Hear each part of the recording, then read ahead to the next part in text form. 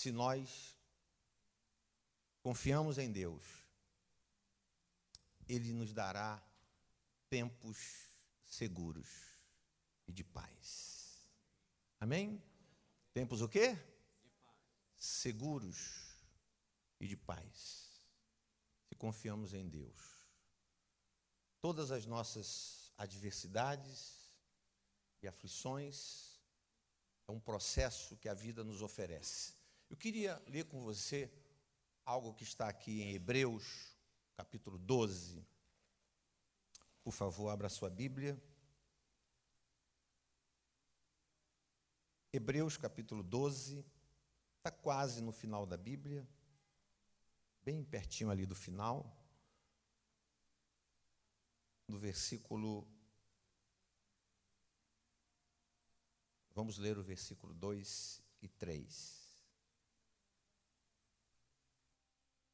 A vida de Jesus tem muito para nos ensinar. A vida dele como homem.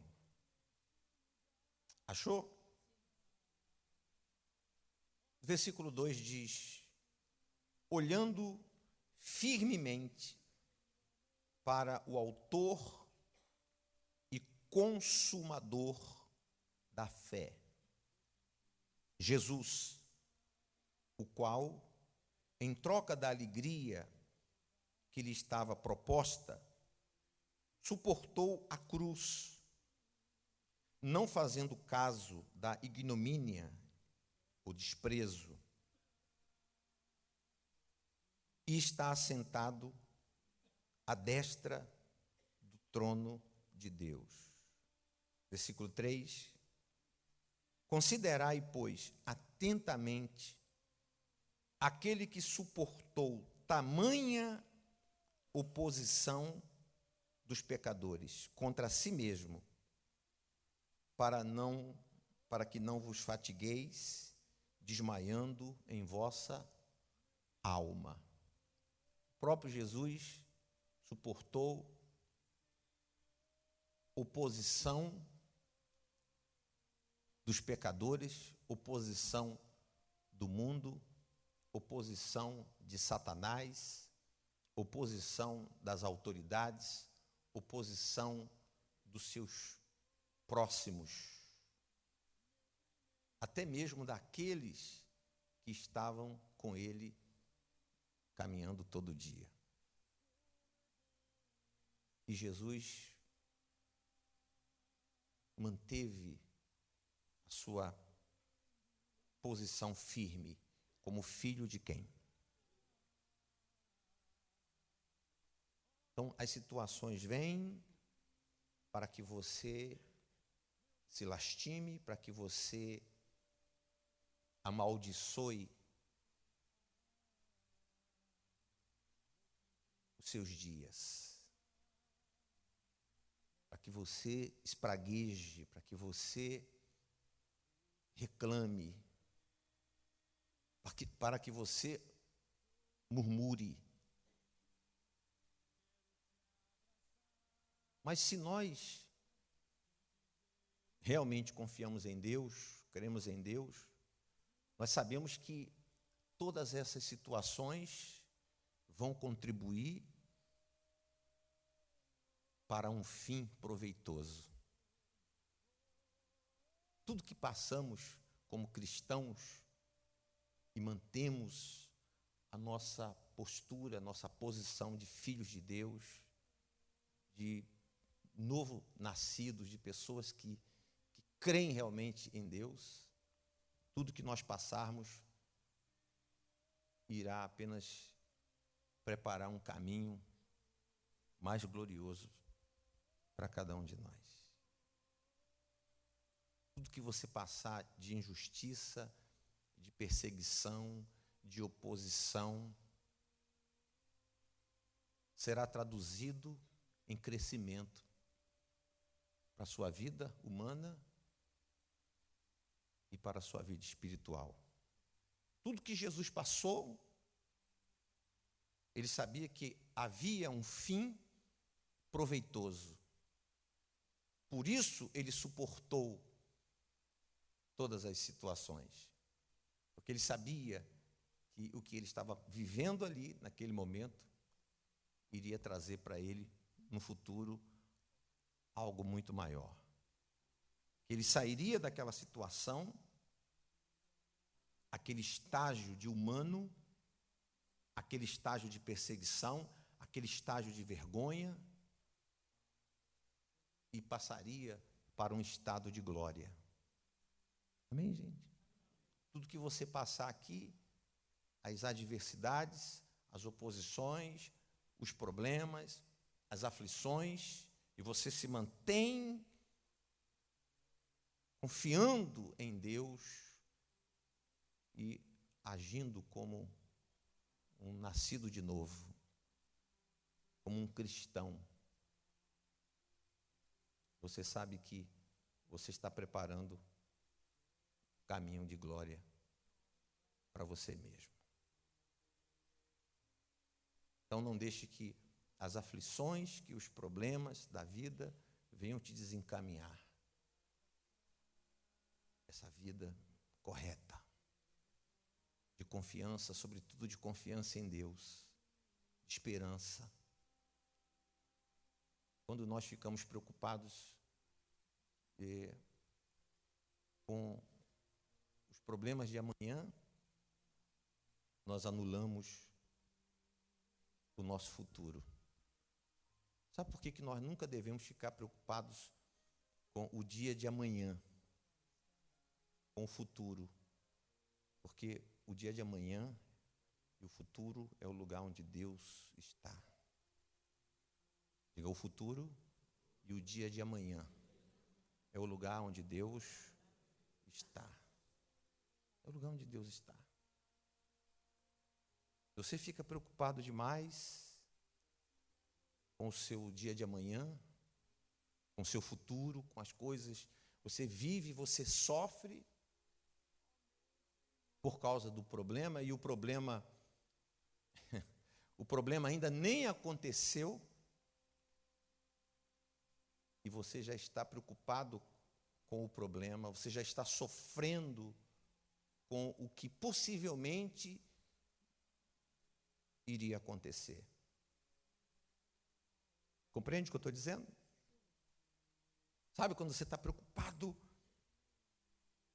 e você anula o seu futuro, você inibe o seu futuro de glória. Você sofre antes do problema acontecer. Há muitas pessoas que se permite viver assim, preocupados com o dia de amanhã. O futuro é o lugar onde Deus está. É por isso que é pecado nos preocuparmos com o dia de amanhã. O dia de amanhã é o dia onde Deus o quê? Está. O futuro é o lugar de Deus. Você sabe que os nossos problemas, eles só existem no nosso presente e existiram no nosso passado. Mas não existe nenhum problema no futuro. Porque o futuro ainda está por vir. Todos os problemas que você tem, eles são do presente, ou foram do passado. Mas nós não temos problemas no dia de amanhã. Porque o dia de amanhã ainda não aconteceu. Você anula a sua fé quando você se preocupa com o seu dia de amanhã. Você peca em ocupar o lugar de Deus. Você já ouviu dizer que o amanhã pertence? Então, cada vez que você se preocupa, ai meu Deus, e esse problema aqui, isso vai gerar um problema, isso vai me gerar isso, e o meu filho amanhã vai estar pior, e amanhã vou estar sem casa devido a essa situação. Você está anulando o seu futuro com a sua preocupação. Lembre-se que o problema só existe no presente. Não existe problema no futuro, porque o futuro ainda não aconteceu. Você não consegue desenvolver a sua fé, porque você anula a sua fé com a sua preocupação, já vivendo o problema. Eu conheço muitas pessoas que vivem assim, preocupadas já com as más notícias, com os acontecimentos, com coisas que aconteceram, e ela já começa a projetar o seu problema. Não projete mais o seu problema. Projete a sua vitória. Amém, gente? Não fique projetando o seu dia de amanhã. O homem bom e justo e quebrantado sempre será lembrado por Deus. Sempre provará da bondade de Deus.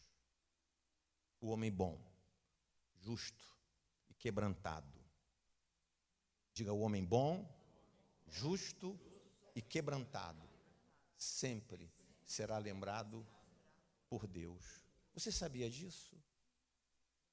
De alguma forma, a bondade de Deus chegará ao homem bom, justo e quebrantado. Ainda que ele passe por adversidades, por problemas, talvez você está aqui hoje, foi convidado, você está aqui pela primeira vez ou não. Você tem vivido ou viveu momentos terríveis na sua vida, momentos amargos na sua vida. Você foi abandonado, você foi deixado para trás, você foi rejeitado pela sua família, você foi rejeitado pelos seus filhos, você passou por situações desde a sua infância.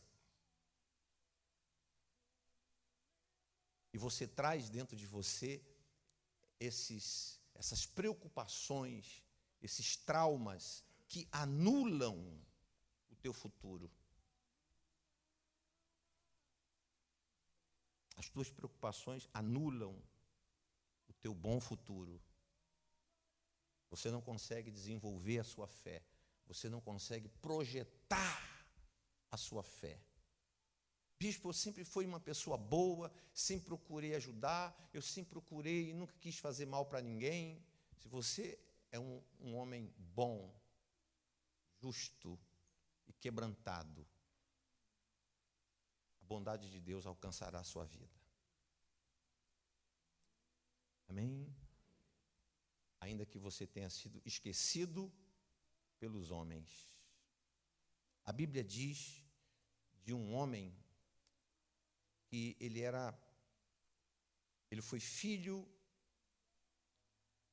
de Jonatas, que era filho do rei Saul. E Deus havia feito promessas a Saul, que seria com ele, com a sua descendência. Quando Saul foi chamado e foi ungido rei de Israel. Era um homem, naquele momento, de coração bom, um homem temente a Deus. Nós sabemos que depois Saul se desviou deste relacionamento com Deus. Desobedeceu a Deus. Inclusive, na Record está passando a história, se eu não me engano, de Saul, é isso? De Saul. Mas que no seu começo, diz que ele era um homem formoso, e que Deus o colocou sobre o reino de Israel. E depois Saul desobedeceu. Mas Deus jamais deixa de estender a sua bondade sobre a descendência daqueles que receberam a promessa. Então, quando as situações da vida, as adversidades acontecem, os problemas, as pessoas espraguejam, amaldiçoam a Deus, amaldiçoam os seus dias, amaldiçoam o seu futuro. Não permita que isso aconteça com você. Tudo deu errado. Morreu o pai, morreu o avô, foi morar no lugar onde havia fome e miséria, um lugar considerado o mais pobre. Ele não ficou se lamentando, se lastimando. Um dia, Davi perguntou aos seus príncipes, aos que estavam com ele: tem aí alguém da família de Saul que eu possa estender sobre ele a bondade de Deus? Veja, a bondade de Deus. Nada que acontece na nossa vida é casual. Nada que acontece sobre a vida do justo é casual. Davi disse: tem alguém aí da família? Davi já era rei constituído, rei vitorioso. Muitos anos depois, ele perguntou isso: tem alguém da família do rei Saul que eu possa usar a bondade de Deus para favorecê-lo? Aquilo não foi ideia de Davi, mas foi uma ação do próprio Deus. Aquela bondade não era a bondade de Davi apenas, muito embora era um homem justo. Deus, ao seu tempo, vai usar as pessoas certas para te beneficiar. Quem crê? Vai tocar nas pessoas. Mantenha-se como um homem, o quê? Um homem o quê? Bom, justo e o quê? Seja quebrantado. Quebrantado de coração. Tudo que você passou, todo o processo que você passou de sofrimento, você não precisa descarregá-lo nas pessoas. Há pessoas que trazem essa ideia: eu sofri na vida, eu sofri muito. Também, quando alguém cair na minha mão, vai sofrer na minha mão. Não é verdade? Não descarregue suas frustrações, suas decepções, os desacertos da vida sobre alguém. Por que não vale a pena? Porque o homem bom e justo e quebrantado, a bondade de Deus sempre o alcançará. Sempre!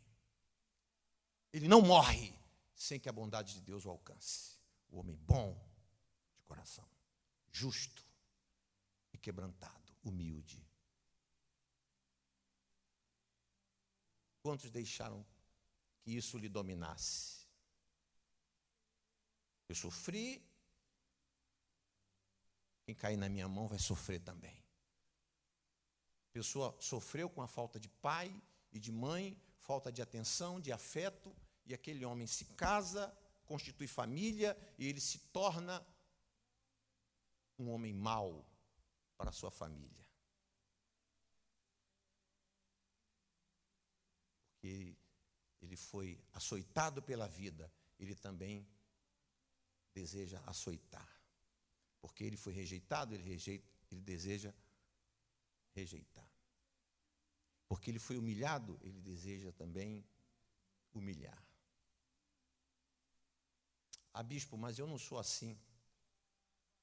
Eu sempre sofri na vida, eu sempre, bispo, fui jogado para trás, esquecido, mas eu nunca quis, graças a Deus, me vingar de ninguém. Eu sempre procurei fazer o contrário, mas em minha vida ainda não aconteceu. Tenha ânimo. Porque se você se manteve bom, justo e quebrantado, a bondade de Deus te alcançará por esses dias. Quem crê, diga: não morrerei sem ver, sem provar a bondade do meu Deus. A bondade de Deus vai chegar à sua vida. A justiça de Deus. Mantenha-se com esse coração. Mas muitas pessoas são duras porque foram duros com ele. Vamos abrir a Bíblia nesse mesmo livro, no capítulo 9, 2 Samuel 9. Eu quero ler algo para você. O Espírito Santo me deu essa palavra. O Espírito Santo me deu essa palavra para compartilhar com vocês. Achou? Lá no versículo 3, eu queria ler. Se você vê aqui, a partir do versículo 1, você vai ver Davi falando com os seus servos. Versículo 3 diz assim: Disse-lhe o rei, disse Davi, não há ainda alguém da casa de Saul para que use eu da bondade de quem? Para com ele? Tome nota disso. A bondade de Deus. Olhe para mim. Davi poderia ter dito: tem alguém aí da casa de Saul que eu possa usar da minha bondade para com ele? Não. Nada que está na Bíblia é por acaso. Por isso a gente deve ler a Bíblia no Espírito. Quando diz para que use da bondade de Deus, Deus tinha colocado essa palavra na boca de Davi, para que a gente soubesse que era a bondade de quem? A justiça de Deus, o favor de Deus. Não foi apenas do homem.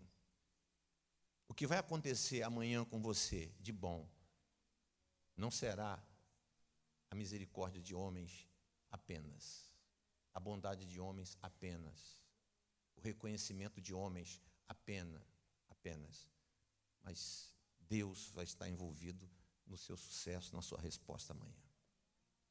Você pode estar certo disso. Se você se manter ou se mantiver. Amém?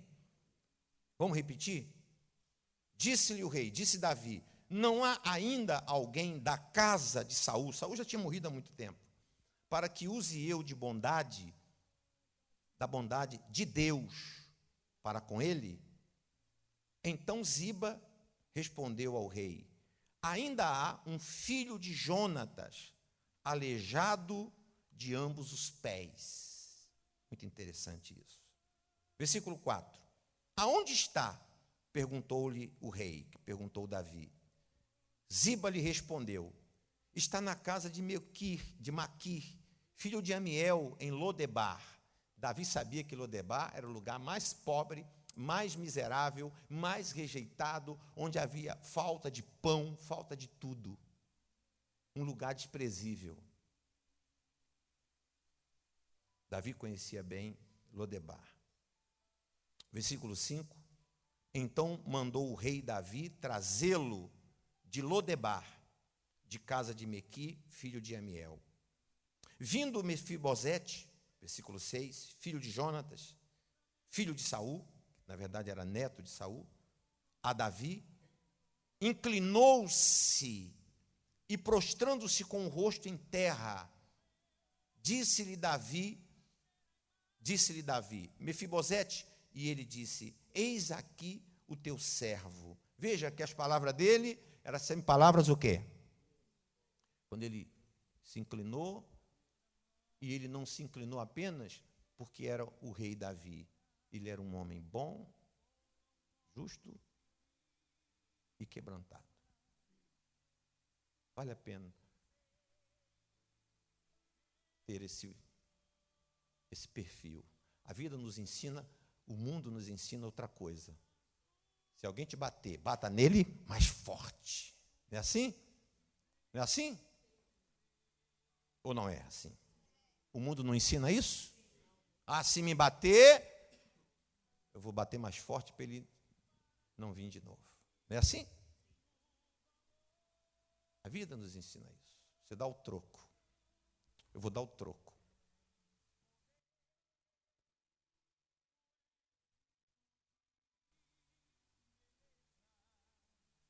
Versículo 7.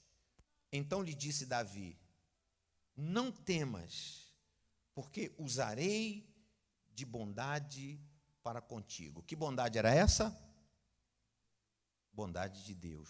Por amor de Jonatas, teu pai, te restituirei todas as terras de Saul, teu pai, e tu comerás pão sempre à minha mesa. Ora, restituir a Mefibosete tudo o que era do rei Saul, ele se tornou um homem rico e com muitas terras, com animais, com muitos bens, porque Saul foi rei. O seu avô foi um homem muito rico, foi rei de Israel. E Davi disse: restituirei tudo o que foi do teu pai, do teu avô, na verdade. Amém? Olha a resposta dele. Versículo: e comerás pão à minha mesa. Então, versículo 8: se inclinou e disse: quem é o teu servo para teres olhado para mim, um cão morto, tal como eu? Graças a Deus. Olhe para mim. Você viu as palavras dele? Palavras de pessoas quebrantadas. Quem sou eu, teu servo? Um cão morto como eu. Não é que ele era um derrotado, uma pessoa pessimista. Ele era quebrantado.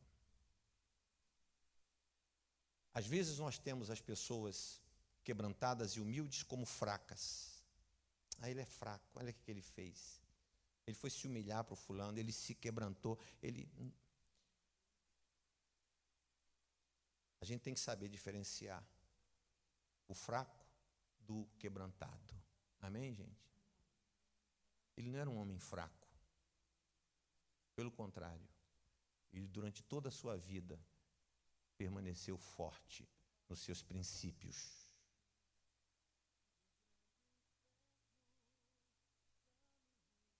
Mas o que ele dizia é que ele era um homem quebrantado.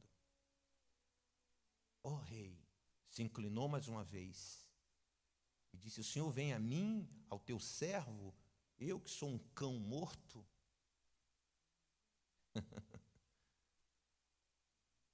A Bíblia diz que os que se humilham serão exaltados, os que se exaltam,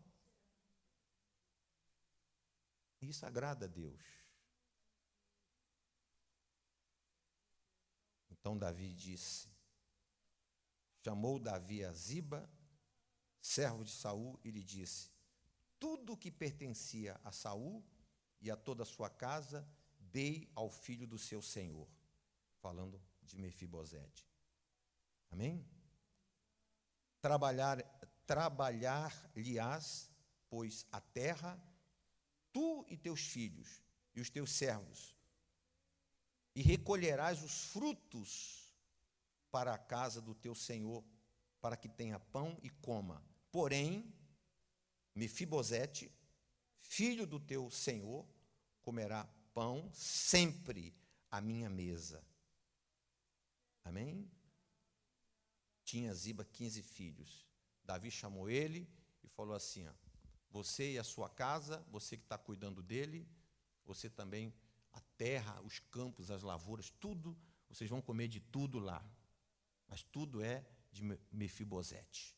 Ele que era um largado, uma pessoa abandonada, uma pessoa aleijada, visto com maus olhos pela sociedade, morando em Lodebar. Saiu de Lodebar e foi comer na mesa do rei de Israel. Se você é um homem bom, justo e quebrantado, Deus vai tirar você de Lodebar e vai trazer você para comer na sua mesa. Fala que você vai comer na mesa. Lembra-se que ele disse: preparas-me uma? Deus vai te dar grandes vitórias. Não pague o mal com o mal. Seja quebrantado. Seja humilde. E você verá que a bondade de Deus alcançará os seus dias. Se não chegou ainda, antes que você morra, você provará da bondade de Deus. Fique de pé.